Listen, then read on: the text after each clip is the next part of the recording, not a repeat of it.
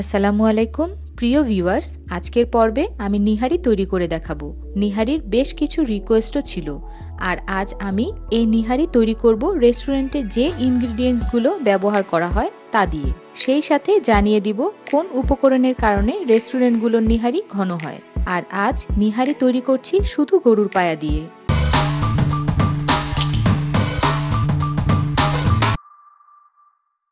এখানে গরুর 4টি পায়া আছে। আপনারা যখন পায়া কিনবেন তখন কসাই এভাবেই ছোট ছোট টুকরো করে দিবে। এগুলো আর কাটার প্রয়োজন হবে না, শুধু ভালো করে ধুয়ে নিলেই হবে। বড় একটি প্যানে 1 কাপ তেল নিয়ে নিচ্ছি। দিচ্ছি 1.5 ইঞ্চি পরিমাণের একটি দারচিনি, 4টা ছোট এলাচ আর একটা বড় এলাচ। এগুলো একটু ভেজে নিব সুন্দর একটা স্মেল আসা পর্যন্ত। পেঁয়াজ দিচ্ছি 1 কাপের মতো। অ্যাড করছি 1 টেবিল চামচ রসুন বাটা, 1 টেবিল চামচ আদা বাটা,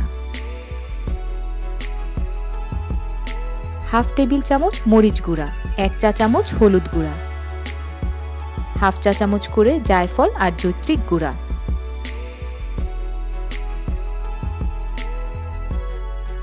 অ্যাড করছি 1 চা চামচের মতো লবণ। নিহারিতে লবণটা কিন্তু রান্নার শেষের দিকে দিতে হয়। আমি যে পরিমাণ লবণ দিয়েছি তাতে হবে না, পরে আরও লবণ অ্যাড করতে হবে। আর আপনারা চাইলে সব উপকরণ দিয়ে একবারে নিহারিটা বসিয়ে দিতে পারেন। এখন দিয়ে দিচ্ছি গরুর পায়া।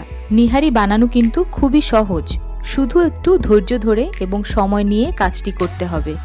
বাংলাদেশ ছাড়াও ভারত, পাকিস্তান সহ অনেক দেশেই নিহারি জনপ্রিয় এবং এক এক দেশে নিহারি বানানোর ধরনটাও আলাদা। কোথাও কোথাও নিহারি বানাতে 20 ঘন্টাও সময় নিয়ে থাকে এবং গরুর পায়া ছাড়া অন্যান্য অংশের হাড়ও ব্যবহার করা হয় হাড়ের ভেতর থেকে জুসটা প্রপারলি বের করার জন্য। আবার কোথাও এটাকে খুব বেশি স্পাইসি করে তৈরি করে। নিহারির টেস্টটা আপনি তখনই পুরোপুরি পাবেন যখন গরুর পায়া থেকে এর জুসগুলো ঠিকমতো বের হয়ে নিহারির সাথে ভালোভাবে মিশে যাবে। আমার পায়া দেয়া হয়ে গিয়েছে, এখন পানি অ্যাড করব। আমি প্রায় 4 লিটারের মতো পানি ব্যবহার করছি, আপনারা চাইলে কমও ব্যবহার করতে পারেন। এখন 3-4টা কাঁচামরিচ কেটে দিয়ে দিচ্ছি। মরিচটা আপনারা আপনাদের পছন্দ মতো দেবেন। এখন পাত্রটা ঢেকে দিয়ে ফুল আঁচে রেখে দিব একটা বলক আসা পর্যন্ত।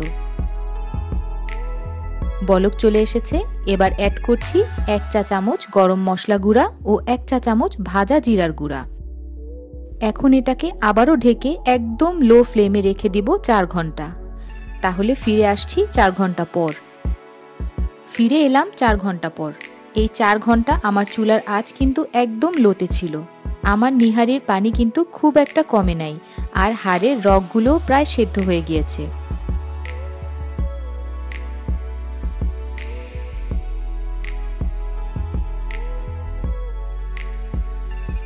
এটাকে আরও ঘন্টাখানেক জাল দিব।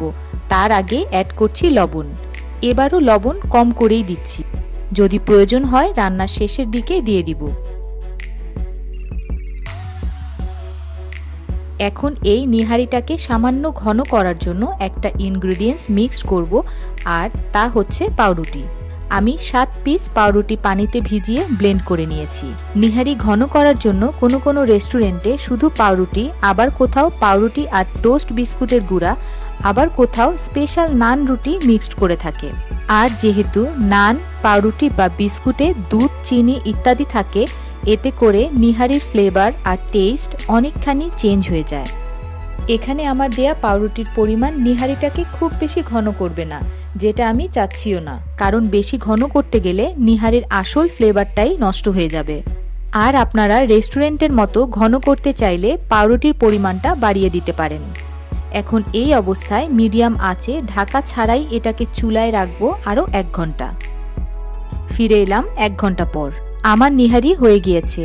এটা একেবারে পানির মতো পাতলা না, আবার ঘনও না। খাওয়ার সময় অবশ্যই লেবু আর ধনেপাতা কুচি ব্যবহার করবেন।